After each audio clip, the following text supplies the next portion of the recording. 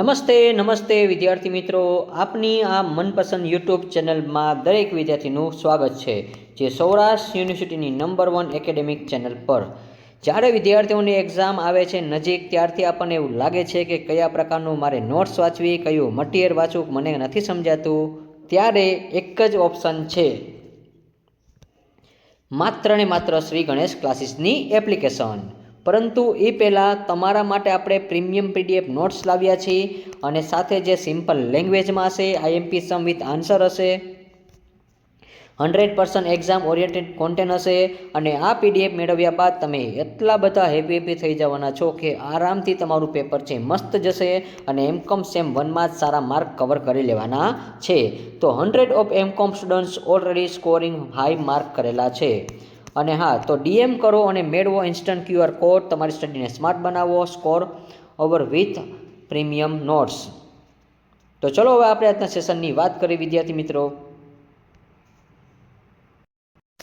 તો વિદ્યાર્થી મિત્રો, તમને અહીંયા બતાવેલું છે કે સૌ પ્રથમ જ્યારે આપણે વિડીયોની શરૂઆત કરીએ છીએ, તમને ખબર જ છે હવે સેન્ટેન્સ તમને પણ આવડવું જોઈએ, અને ખાસ કરીને તમે પણ આ કોમેન્ટમાં લખી શકો છો, let's join the hand make the society be educated. વધારે મેક્સિમમ કોમેન્ટ કરો વિદ્યાર્થી મિત્રો.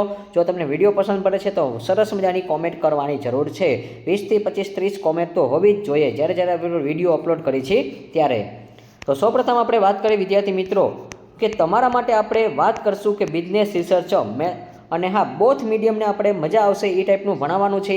આપણી જે એપ્લિકેશન છે, એપ્લિકેશન વિશે હું વાત કરી દઉં છું કે દરેક વિદ્યાર્થીઓને મેક્સિમમ એકેડેમિક વેલ્યુ મળે તે હેતુથી અમે SGC એપ્લિકેશન લોન્ચ કરી છે, જેથી વિદ્યાર્થીઓ એની ટાઈમ એનીવેર અને હા, આ સ્ટ્રક્ચર નોટ પણ મેળવી શકે છે, એક્ઝામ ઓરિએન્ટેડ કોન્ટેન્ટ અને એડિશનલ સ્ટડી રિસોર્સ એક જ પ્લેટફોર્મ પર આપણે અસેસ કરી શકીએ છીએ.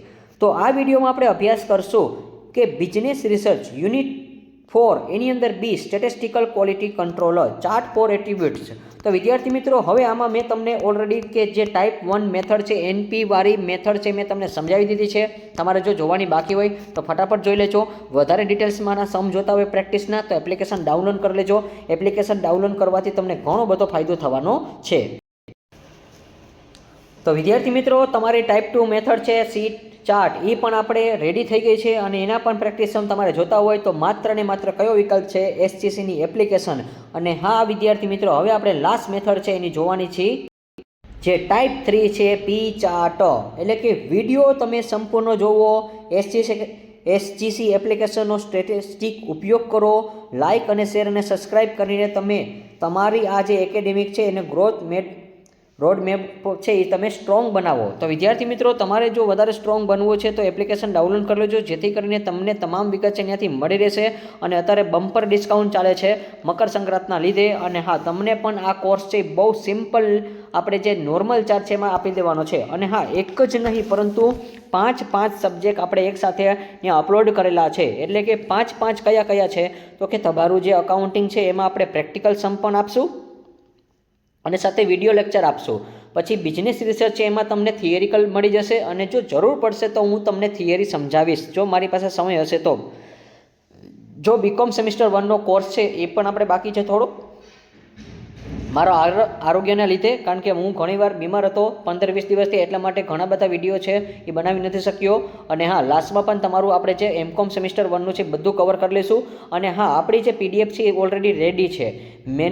મેનેજરિયલ ઓફ સેલ્ફ કરિયર છે, ઇકોનોમિક્સ તમારો જે સબ્જેક્ટ છે, અને કાં તો FAM એટલે કે ફાઇનાન્શિયલ મેનેજમેન્ટ પોલિસી છે એ પણ રેડી છે. બધું આપણું છે એપ્લિકેશનમાં અપલોડ થઈ ગયું છે. તમારે જો પરચેસ કરવાનો કોર્સ બાકી હોય તો ફટાફટ કરી લેજો, કારણ કે 500 રૂપિયાનો જે કોર્સ છે એમાં તમને 40% કે 30%ના માર્જિનથી તમને ડિસ્કાઉન્ટ મળી રહેવાનું છે, એટલા માટે. ચલો, તો હવે આપણે આગળ વાત કરીએ વિદ્યાર્થી મિત્રો કે calculated the control limits for a P chart. હવે આ આપણી પી ચાર્ટ છે, અને હા, એમના શું કીધું છે, હવે comments on the control process, એટલે કે પી ચાર્ટ નિયંત્રણ મર્યાદા ગણતરી કરો અને પ્રક્રિયા છે એ તમારે બતાવવાની છે. બસ સિમ્પલ છે, દાખલામાં કાંઈ નથી વિદ્યાર્થી મિત્રો, બહુ સિમ્પલ દાખલો છે. તમે જુઓ તો પાર્ટ 1નો વિડીયો, તમે પાર્ટ 2નો વિડીયો જોયા હશે તો પાર્ટ 3 પણ તમને આવડી જવાનું છે. હવે અહીંયા તમને 1 2 3 4 5 6 7 8 9 અને 12 વિગત આપેલી છે. તો અહીંયા તમારે કાંઈ ન કરાય, 200 ગુણ્યા 12 કરી નાખાય. ચલો ડન, એટલે 2400 રૂપિયા આપણને મળી જશે. સૌપ્રથમ આ યાદ રાખજો. ત્યાર પછી તમારાનો સરવાળો કરવાનો હોય છે, 22 16 18 14 પછી 38 3 આ રીતે બધાનો તમારે સરવાળો કરી લેવાનો છે. અને નંબર એટલે કે નમૂના નંબર એટલે કે સેમ્પલ નંબર, પછી નંબર ઓફ ઇન્સ્પેક્ટ આઇટમ્સ એટલે નિરીક્ષણ કરેલી વસ્તુઓ, અને ડિફેક્ટિવ આઇટમ છે એમાં આપણે શું લખ્યું છે ખામીવાળી વસ્તુઓ. તો સૌપ્રથમ તમને અહીંયા જો બતાવી દઈ છે વિદ્યાર્થી મિત્રો, તમારે કાંઈ નથી કરવાનું, તમારું આ ફોર્મ્યુલા છે એ તમારે ખાસ યાદ રાખવાનું છે. તો કયું ફોર્મ્યુલા છે તમને બતાવી દઉં છું. અહીંયા તમે જોઈ શકો છો તમારું આ જે પી બારનું ફોર્મ્યુલા છે કે પી બાર બરાબર સિગ્મા ડીના છેદમાં એન. ચલો સિગ્મા ડી એટલે જે તમારી રકમ છે એ તમે જોઈ શકો છો. આને આપણે સિગ્મા ડી કહેશું વિદ્યાર્થી મિત્રો.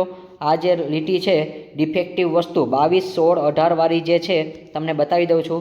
આ જે બધી વિગત છે એને આપણે સિગ્મા ડી કહેશું. એટલે કેટલી મળશે 220. અને ત્યાર પછી અહીંયા પેન બદલાવી નાખું છું. તો આ જે 200 વાળી લાઈન છે એને વિદ્યાર્થી મિત્રો આપણે એન કહેશું. સિગ્મા એન કેટલા છે તો કે 2400. મેં હમણાં કીધું હતું એમ તમે સિમ્પલ શોધી શકો છો.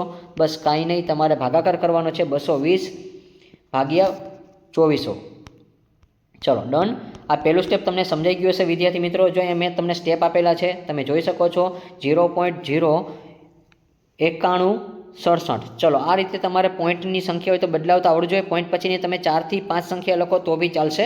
કંઈક જો જવાબમાં 0 બહુ આવતું એટલે તમારે 3-4 સંખ્યા લખી જ નાખવાની રહેશે. એટલે પોઈન્ટ પછીની 4 અથવા 5 સંખ્યા ખાસ લખી લેવી, એટલે જેથી કરીને આપણો જવાબ છે એ ખોટો ન આવે. ત્યાર પછી આપણે સંભાવનાના બેઝ ઉપર જઈ તો આપણે ક્યુ, તો ક્યુનું ફોર્મ્યુલા મેં તમને કીધું હતું એમ કે ક્યુનું ફોર્મ્યુલા શું છે, ક્યુ બરાબર 1 - પી બાર.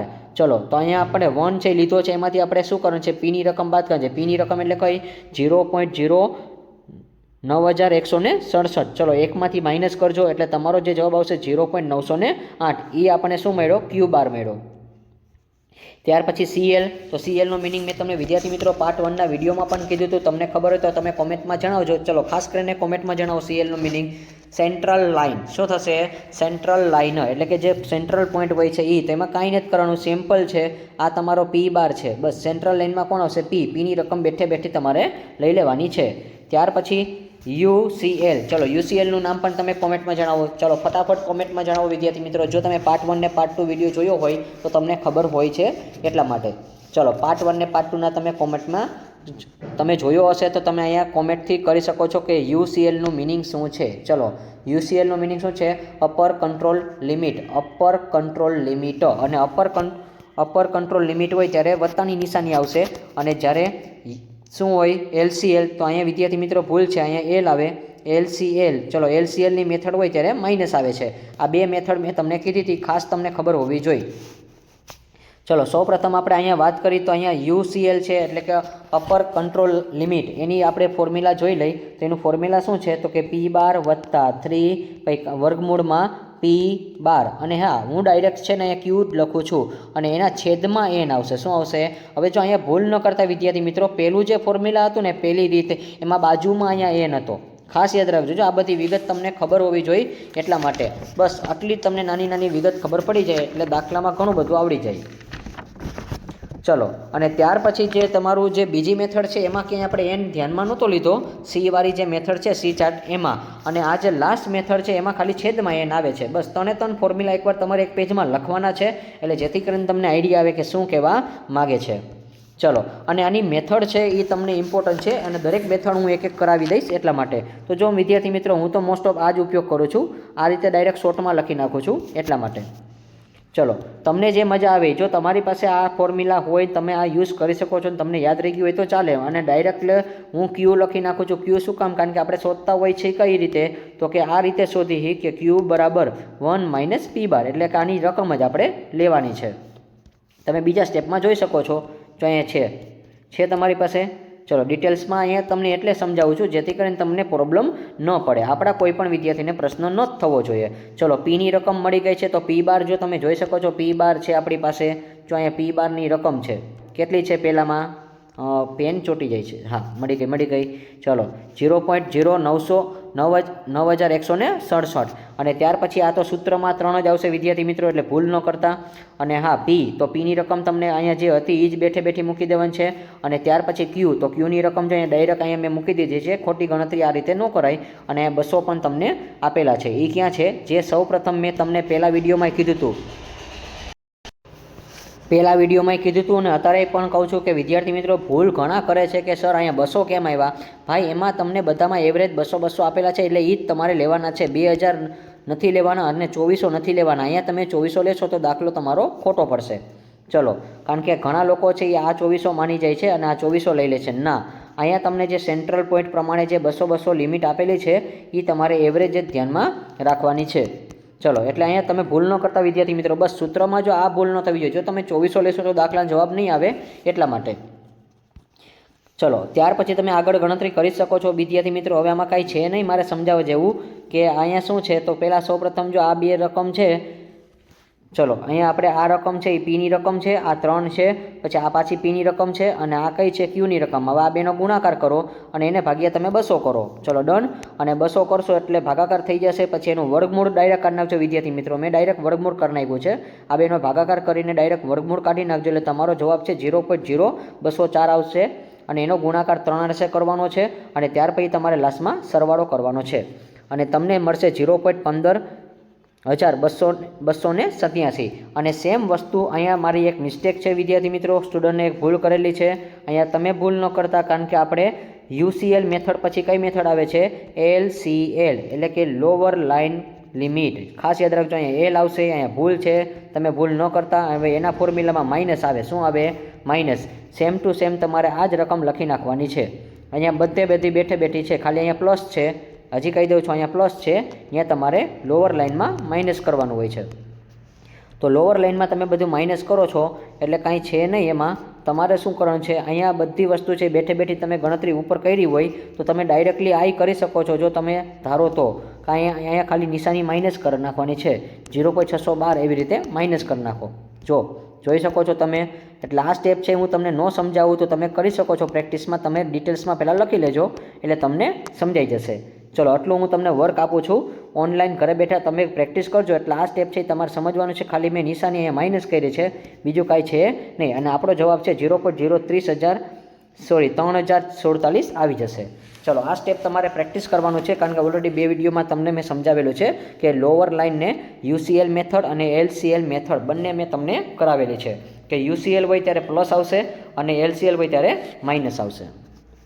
અને અહીંયા તમારું આજે શું છે તો કે કન્ક્લુઝન છે. આ રીતે લખી નાખવાનું છે. From the graph we see that sample point 2 falls above the UCL, therefore we conclude that the product process into not under SQC and variation in production is due to assigned well causes. એટલે કે આલેખ પરથી આપણે જોઈ શકીએ છીએ, પરંતુ આપણે અહીંયા આલેખ મેં નથી બતાવ્યો વિદ્યાર્થી મિત્રો. આલેખ તમને નથી પૂછાતો એટલા માટે. તો તમે ટૂંકમાં જો તમે એવું લાગે તો પાર્ટ 2માં અને 1માં મેં જે નિષ્કર્ષ લખ્યું છે એ તમે લખી શકો છો.